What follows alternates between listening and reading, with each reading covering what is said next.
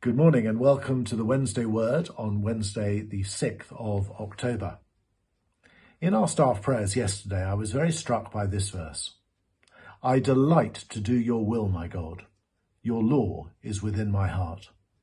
That's from Psalm 40 and verse 8.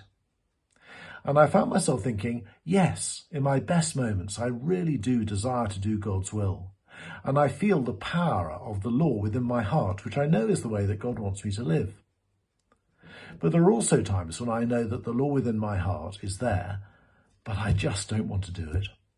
Rather than a delight, God's law and his ways seem like drudgery. Well, the commentary that we were reading on this verse said this.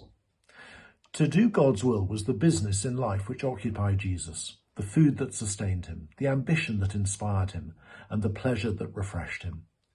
It ran like a thread right through his life, from childhood until his death, holding together everything he did, and served as the gauge by which he tested every suggestion put to him and every decision he had to make. And this resolve to do God's will wherever it leads and whatever the cost is the Christian secret of a happy life, for his will is our peace. Well, I found it very helpful to think about the joy and pleasure that Jesus took in doing his Father's will. He never found it a drudgery to go God's way. It was always his delight. In fact, he found that doing God's will nurtured and sustained him like food.